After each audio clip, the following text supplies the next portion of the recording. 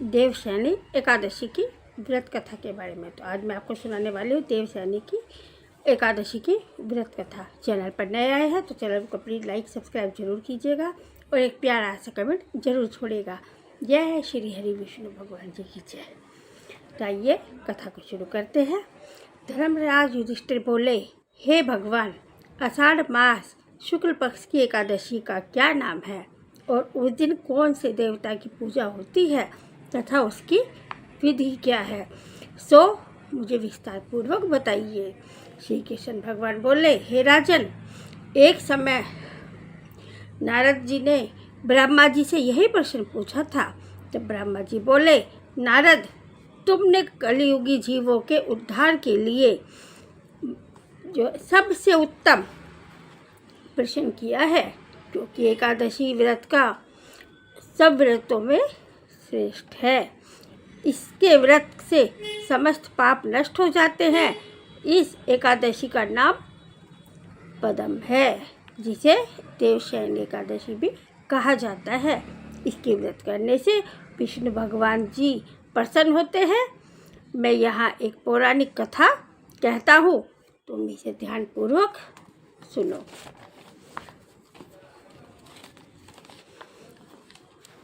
सूर्यवंशी मानधाता नाम का एक राजा था। वह सत्यवादी, महान और प्रतापी चक्रवर्ती था। वह अपनी प्रजा को पुत्र की तरह पालन करता था। उसकी समस्त प्रजा धन धान्य से परिपूर्ण थी और सदैव सुखपूर्वक रहती थी। उसके राज्य में कभी अकाल नहीं पड़ता था। एक समय राजा के राज्य में 3 वर्ष वर्षा हुई, जिससे राज्य में अकाल पड़ गया और प्रजा दुखी रहने लगी। राजा ने यज्ञ बंद हो गए। राज्य में जो थे हवन पूजा यज्ञ होते थे, वह सब बंद हो गए। एक दिन प्रजा राजा के पास जाकर प्रार्थना करने लगी, हे राजन, समस्त विश्व की सृष्टि का मुख्य कारण वर्षा है। इसी वर्षा के अभाव में राज्य में अकाल पड़ गया है और अकाल से प्रजा मर रही है। हे राजन, आप कोई ऐसा उपाय बताइए जिससे हम लोगों के दुख दूर हो। इस पर राजा मानधाता बोले, आप लोग ठीक कह रहे हैं। वर्षा के न होने से आप लोग बहुत दुखी हैं। राजा के पापों के कारण ही प्रजा को दुख भोगना पड़ता है। मैं बहुत सोच विचार कर रहा हूँ। मुझे अपना कोई दोष नहीं दिखलाई दे रहा।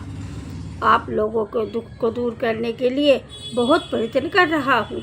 ऐसा कहकर राजा मानधाता भगवान की पूजा कर कुछ मुख्य आदमियों को साथ लेकर वन को चल दिए। वहाँ वह ऋषियों के आश्रम में घूमते फिरते पहुँचे। अंत में ब्रह्मा के पुत्र अंगिरा ऋषि के आश्रम पहुँच गए। उसी स्थान पर राजा रथ से उतरे और आश्रम में आए। वहाँ मुनि अभी नित्य कर्म से ही जो है मुक्त हुए थे। राजा ने उनके सम्मुख प्रणाम किया और मुनि ने उनको आशीर्वाद दिया। फिर राजा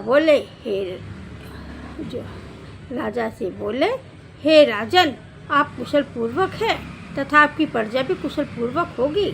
राजा इस स्थान पर कैसे पधारे हैं, सो कहिए। राजा बोले, हे महर्षि, मेरे राज्य में 3 वर्ष से वर्षा नहीं हो रही है। इससे अकाल पड़ गया है और प्रजा दुख भोग रही है।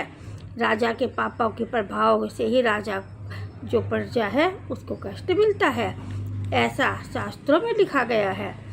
मैं धर्म अनुसार राज्य करता हूँ, फिर यह अकाल कैसे पड़ गया, इसका मुझे अभी तक पता नहीं चल सका। मैं आपसे जो इसी प्रश्न का जवाब लेने आया हूँ। मैं आपसे इसी संदेह की जो है पुष्टि करने आया हूँ। आप कृपा करें, मेरे इस संदेह को दूर करिए और राजा के कष्ट को दूर करने के लिए कोई उपाय बताइए, ताकि मेरी प्रजा के सारे कष्ट दूर हो और मेरे राज्य में खुशहाली आ जाए। इस पर वह ऋषि बोले, हे राजन, यह सतयुग सब युगों में श्रेष्ठ है। इसमें धर्म के चारों चरण सम्मिलित हैं। इसी युग में ब्राह्मणों को तपस्या करना तथा वेद पढ़ने का ही अधिकार है, परंतु आपके राज्य में एक शूद्र भी तपस्या कर रहा है। इसी दोष के कारण आपके राज्य में वर्षा नहीं हो रही है। यदि आप प्रजा का भला चाहते हो तो उस शूद्र को मार दीजिए। इस पर राजा बोले, हे मुनिवर, मैं उस निरपराध तपस्या करने वाले शूद्र को नहीं मार सकता। आप इस दोष से छुटकारा पाने के लिए कोई और उपाय बताइए। तब ऋषि बोले, हे राजन, यदि तुम ऐसा ही चाहते हो तो आषाढ़ मास के शुक्ल पक्ष की पद्मा नाम की एकादशी का विधि पूर्वक व्रत करो। इस व्रत के प्रभाव से तुम्हारे राज्य में वर्षा होगी और प्रजा सुख पाएगी, क्योंकि इस एकादशी का व्रत का सब सिद्धियों को देने वाला है और उपद्रवों को शांत करने वाला है, सारे दुखों का नाश करने वाला है, सभी संकटों को मिटाने वाला है।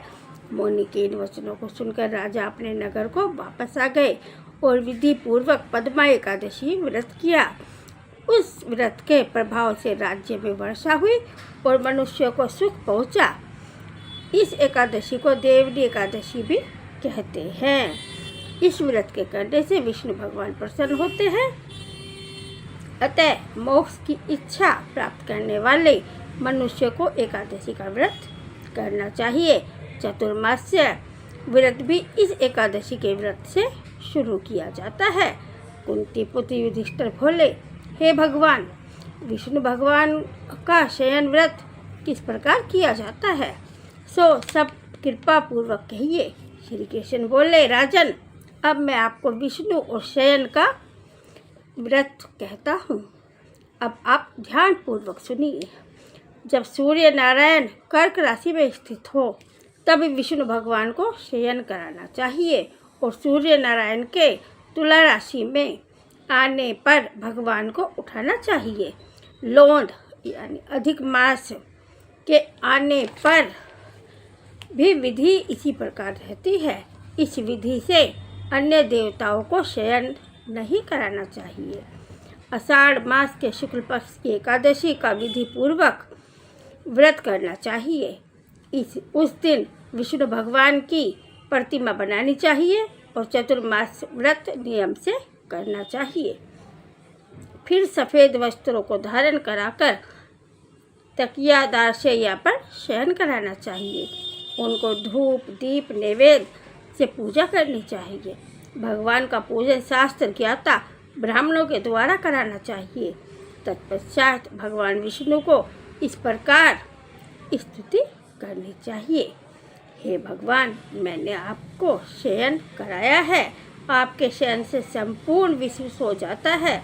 इस तरह विष्णु भगवान के सामने हाथ जोड़कर प्रार्थना करनी चाहिए कि हे भगवान, जब आप 4 मास तक शयन करें तब तक मेरे चतुर्मास्य व्रत को निर्विघ्न रखें। इस प्रकार विष्णु भगवान की स्तुति करके शुद्ध भाव से मनुष्य को दातुन आदि के नियम को ग्रहण करना चाहिए। विष्णु भगवान के व्रत को शुरू करने से 5 काल वर्णन किए गए हैं। देवशयनी एकादशी से लेकर देवोत्थान एकादशी तक चातुर्य मास व्रत को शुरू करना चाहिए।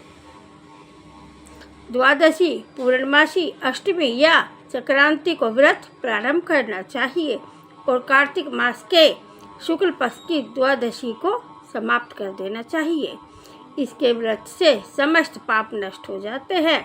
जो मनुष्य इस व्रत को प्रतिवर्ष करते हैं वह सूर्य के समान कीर्तिमान और देदीप्तमान विमान पर बैठकर विष्णु लोक को जाते हैं। हे राजन, आप इसका पृथक पृथक फल, अलग अलग फल सुने। जो मनुष्य देव मंदिरों में रंगीन बेल बूटे बनाता है उसे 7 जन्म तक ब्राह्मण की योनि मिलती है।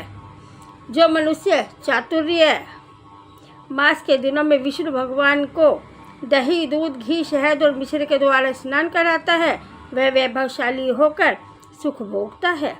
जो मनुष्य श्रद्धापूर्वक भूमि, स्वर्ण, दक्षिणा आदि ब्राह्मणों को देता है वह स्वर्ग में जाकर इंद्र के समान सुख भोगता है। जो विष्णु भगवान को स्वर्ण प्रतिमा बनाकर धूप, दीप, पुष्प, नैवेद्य आदि से भगवान की पूजा करता है वह इंद्रलोक में जाकर अक्षय सुख भोगता है। जो मनुष्य चातुर्मास्य के अंदर नित्य प्रति तुलसी जी भगवान जी को अर्पित करता है या स्वर्ण की तुलसी अर्पित करता है वह स्वर्ग के विमान पर बैठकर विष्णु लोक को जाता है। जो मनुष्य विष्णु भगवान जी की धूप दीप से पूजा करते हैं उनको अत्यंत धन मिलता है। जो मनुष्य इस एकादशी के कार्तिक के महीने में विष्णु की पूजा करते हैं उनको विष्णु लोक की प्राप्ति होती है। इस चातुर्य व्रत में जो मनुष्य संध्या के समय देवताओं तथा ब्राह्मणों को सोने के पात्र में वस्त्र देते हैं वह विष्णु लोक को जाते हैं। जो मनुष्य भक्तिपूर्वक भगवान के चरणामृत लेते हैं वह इस संसार के आवागमन के चक्र से छूट जाते हैं। जो विष्णु मंदिर में नित्य प्रति 108 बार गायत्री मंत्र का जाप करते हैं वह पापों से लिप्त नहीं होते। जो मनुष्य पुराण तथा धर्मशास्त्र को सुनते हैं और वेद पाठी ब्राह्मणों को वस्त्रों का दान करते हैं वे दानी, धनी, ज्ञानी और कीर्तिमान होते हैं। जो मनुष्य भगवान या शिव जी का स्मरण करते हैं और अंत में उनकी प्रतिमा दान करते हैं वह पापों से रहित होकर गुणवान बनते हैं। जो मनुष्य सूर्य नारायण को अर्घ्य देते हैं वे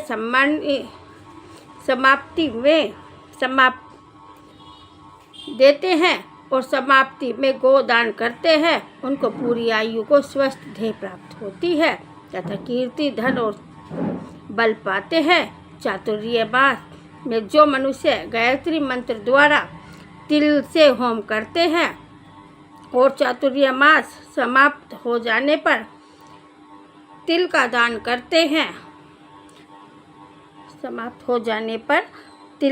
करते हैं उनके समस्त पाप नष्ट हो जाते हैं और निरोग शरीर मिलता है तथा सुपात्र संतान होती है। जो मनुष्य चातुर्य मास व्रत में अन्न से होम करते हैं और समाप्त हो जाने पर घी, घड़ा और वस्त्रों का दान करते हैं वह ऐश्वर्यशाली होते हैं। जो मनुष्य तुलसी जी को धारण करते हैं तथा अंत में विष्णु भगवान जी के निर्मित ब्राह्मणों को दान करते हैं वह विष्णु लोक को जाते हैं। जो मनुष्य चातुर्य मास में व्रत भगवान के शयन के उपरांत उनके मस्तक पर नित्य प्रति दूध चढ़ाते हैं और अंत में स्वर्ण को दुर्वाहन करते हैं तथा दान देते समय जो इस प्रकार की स्तुति करते हैं कि हे दुर्वे, जिस भांति इस पृथ्वी पर शाखाओं फैली हुई हो उसी प्रकार मुझे भी अमर संतान दो। ऐसा करने वाले मनुष्य के सब पाप छूट जाते हैं और अंत में स्वर्ग को जाते हैं। जो शिव जी या विष्णु भगवान के देवालय में गान करते हैं उन्हें रात्रि जागरण का फल मिलता है और मनुष्य चातुर्य मास का व्रत करते हैं उनको उत्तम ध्वनि वाला घंटा दान करना चाहिए। इस प्रकार स्तुति करनी चाहिए, हे भगवान, हे जगतपति, आप पापों का नाश करने वाले हैं। आप मेरे योग्य कार्य को करने से जो पाप उत्पन्न हुए हैं उनको नष्ट कीजिए। चातुर्य मास व्रत के अंदर जो नित्य प्रति ब्राह्मणों का चरणामृत पान करते हैं वे समस्त पापों तथा दुखों से छूट जाते हैं और वे आयुवान, लक्ष्मीवान होते हैं। चातुर्य मास्य व्रत के समाप्त हो जाने के बाद ही गोदान करना चाहिए। यदि गोदान न कर सको तो वस्त्रदान अवश्य करना चाहिए। जो ब्राह्मणों को नित्य प्रति नमस्कार करते हैं उनका जीवन सफल हो जाता है और जो समस्त पापों से छूट जाते हैं चातुर्य व्रत की समाप्ति में वो ब्राह्मणों को नित्य प्रति नमस्कार करते हैं उनका जीवन सफल हो जाता है और समस्त पापों से छूट जाते हैं। चातुर्य मास व्रत की समाप्ति में जो ब्राह्मणों को भोजन कराता है उसकी आयु तथा धन की वृद्धि होती है। मनुष्य अलंकार सहित बछड़े वाली कपिला गाय वेद पाठी ब्राह्मणों को दान करते हैं। वह चक्रवर्ती आयुवान पुत्रवान राजा होते हैं और स्वर्ग लोक में प्रलय के अंत तक इंद्र के समान राज्य करते हैं। जो मनुष्य सूर्य भगवान तथा गणेश जी को नित्य नमस्कार करते हैं उनकी आयु तथा लक्ष्मी बढ़ती है और यदि गणेश जी प्रसन्न हो जाए तो मनवांछित फल देते हैं। गणेश जी और सूर्य की प्रतिमा ब्राह्मणों को दान देने से सब काम की सिद्धि होती है। जो मनुष्य दोनों ऋतुओं में महादेव जी की प्रसन्नता के लिए तिल और वस्त्रों के साथ तांबे का पात्र दान करते हैं उनके यहाँ स्वस्थ सुंदर शिव भक्त संतान उत्पन्न होती है। चातुर्मास्य व्रत की समाप्ति पर चांदी या तांबा पात्र गुड़ और तिल के साथ दान करना चाहिए। जो मनुष्य विष्णु भगवान के शयन कराने के उपरांत तथा शक्ति वस्त्र और तिल के साथ स्वर्ण दान करते हैं उनके समस्त पाप नष्ट हो जाते हैं और हम इस लोक से भोग कर तथा परलोक में मोक्ष को प्राप्त होते हैं। चातुर्मास्य व्रत के समाप्त होने पर शय्या दान करते हैं उनको अक्षय सुख मिलता है और कुबेर के समान धनवान होते हैं। वर्षा ऋतु में जो गोपी चंदन देते हैं उन पर भगवान प्रसन्न होते हैं। व्रत के समाप्त हो जाने पर इस प्रकार उद्यापन करना चाहिए। 4 छटाक व 8 छटाक वाले तांबे के 8 पात्र या 48 छटाक का एक तांबे का पात्र लेकर उसमें शक्कर भरकर तथा वस्त्र फल दक्षिणा सहित ब्राह्मण को दान देना चाहिए। मनुष्य के समस्त रोग नष्ट हो जाते हैं। उसके दान के प्रभाव से बलवान कीर्तिवान संतान उत्पन्न होती है। हे कुंती पुत्र, इस चातुर्मास्य मास व्रत को करने वाला मनुष्य गंधर्व विद्या में निपुण और स्त्रियों को प्रिय होता है। जो मनुष्य चातुर्मास्य व्रत में ब्राह्मणों को शाक फल आदि दान देते हैं वे अंत में यथाशक्ति दान दक्षिणा वस्त्र आदि देते हैं वह सुखी राजा योगी बनते हैं। शाक और फल देवता तथा मुनियों को प्रिय है अतः उसके देने से देवता प्रसन्न होते हैं। जो मनुष्य इस व्रत के प्रति दिन सोठ मिर्च पीपल और दक्षिणा के साथ दान करते हैं और व्रत के अंत में स्वर्ण तथा सोठ मिर्च आदि दान देते हैं वे 100 वर्ष तक जीते हैं और अंत में स्वर्ग को जाते हैं। जो तम्बाकू खाना छोड़ देते हैं उनसे देवता प्रसन्न होते हैं और अनंत फल देते हैं। इस व्रत में जो मनुष्य लक्ष्मी या पार्वती जी की प्रसन्नता के लिए हल्दी का दान करते हैं और अंत में चांदी के पात्र में हल्दी भरकर दान देते हैं वह स्त्री अपने पति के साथ और अपनी स्त्री के साथ सुख भोगते हैं। इससे उन्हें सौभाग्य अक्षय धन तथा सुपात्र संतान मिलती है। उनकी देवलोक में पूजा होती है। इस व्रत में जो मनुष्य शिवजी और पार्वती जी की पूजा करते हैं तथा दक्षिणा वस्त्र स्वर्ण आदि का दान करते हैं व्रत के शुरू में शिवलिंग की स्थापना करते हैं गो बैल दान और ब्राह्मणों को मीठा भोजन कराते हैं उन्हें संपत्ति और कीर्ति मिलती है और इस लोक में सुख भोग कर अंत में शिवलोक को जाते हैं। इसमें वामन भगवान की प्रसन्नता के लिए भगवानों को दही से युक्त भात खिलाना चाहिए। यदि यह वह नित्य न हो सके तो अष्टमी अमावस पूर्णमासी और प्रत्येक रविवार या शुक्रवार को खिलाना चाहिए। इस व्रत की समाप्ति में भूमि का दान करना चाहिए। यदि भूमि दान न हो सके तो वस्तु और स्वर्ण से युक्त पादुका का दान करना चाहिए। ऐसा करने से इस लोक में धन धान्य बुद्ध तथा विष्णु भक्ति मिलती है और अंत में विष्णु लोक को जाते हैं। मनुष्य दान तथा आभूषण से युक्त बछड़ा सहित गौ का दान करते हैं। वह इस लोक में ज्ञानी और किसी के सेवक नहीं बनते और अंत में ब्रह्मलोक में जाकर पितर के साथ अंततः प्राप्त होते हैं। चातुर्मास व्रत में जो मनुष्य प्रजापत्य का व्रत करते हैं, इसके समाप्ति में गोदान करते हैं और ब्राह्मणों को भोजन कराते हैं, वह समस्त पापों से छूटकर ब्रह्मलोक को जाते हैं।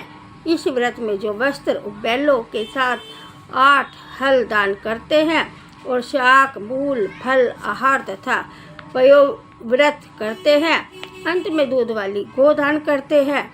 जब विष्णु लोक को जाते हैं तो मनुष्य दोनों ऋतुओं में केला के पत्त और पलाश के पत्तों पर भोजन करते हैं तथा कांसे का पात्र और वस्त्र दान करते हैं। वे इस लोक में सुख पाते हैं तथा तेल नहीं खाते हैं, उनके समस्त पाप नष्ट हो जाते हैं। चातुर्मास व्रत के प्रभाव से ब्राह्मण घाती करने वाला, शराब पीने वाला, बालकों को मारने वाला, असत्य भाषण देने वाला, स्त्री को मारने वाला, किसी के व्रत को बिगाड़ने वाला, गमन करने वाला तथा विधवा गमन करने वाला, ब्राह्मणी तथा चंडाली के को गमन करने वाला, इन सब के पाप नष्ट हो जाते हैं, अंत में निर्वाण पद को पाते हैं। चातुर्मास व्रत के अंत में जो मनुष्य ब्राह्मण को आभूषण युक्त चंदन सहित बैल का दान करते हैं तथा उसे सटर संयुक्त भोजन कराते हैं, उन्हें विष्णु लोक प्राप्त होता है। जो मनुष्य भगवान के शयन करने पर नित्य प्रति रात्रि आचरण करते हैं तथा अंत में ब्राह्मण को भोजन कराते हैं, उन्हें शिवलोक की प्राप्ति होती है। चातुर्मास व्रत में जो मनुष्य नित्य प्रति एक समय खाकर ही रहते हैं तथा अंत में भूखे को भोजन कराते हैं, उन्हें स्वर्ग की प्राप्ति होती है और वे विष्णु लोक को प्राप्त हो जाते हैं। जो भगवान के शयन करने के बाद भूमि पर सोते हैं तथा अंत में शय्यादान करते हैं, उनकी शिवलोक में भी पूजा होती है अंत में और वह शिवलोक को जाता है। जो मनुष्य इस व्रत में उत्तम चावल या जौ का दान करते हैं, वह स्वर्ग को जाता है, वह विष्णु लोक को जाता है। जो व्रत में शाक नहीं खाता है, अंत में 10 प्रकार के शाक वेदपाठी ब्राह्मण को देता है, वह शिवलोक में जाकर ख्याति प्राप्त करता है। जो मनुष्य इस व्रत में गेहूं को त्याग कर भोजन करता है तथा स्वयं दान करता है, उन्हें अश्वमेध यज्ञ के फल के समान फल प्राप्त होता है। जो मनुष्य इस व्रत में अपनी इंद्रियों का दमन करते हैं, उन्हें अश्वमेध फल का यज्ञ का फल प्राप्त होता है। जो मनुष्य सावन में शाक, भादों में दही, कुवार में दूध और कार्तिक में दाल को त्याग देते हैं, उन्हें निरोगी काया प्राप्त होती है। जो स्नान करके भगवान की पूजा करते हैं, वह हरि लोक को जाते हैं।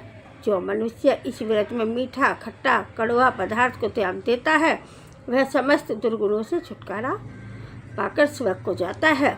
जो मनुष्य इस व्रत में चंद्रायण व्रत करते हैं, वह स्वलोक को जाते हैं। जिस दिन भगवान शयन से उठते हैं, उसी दिन ब्राह्मणों को दान, वस्त्र तथा भोजन देना चाहिए। यह समस्त दान वेद पाठी धार्मिक ब्राह्मण को देना चाहिए।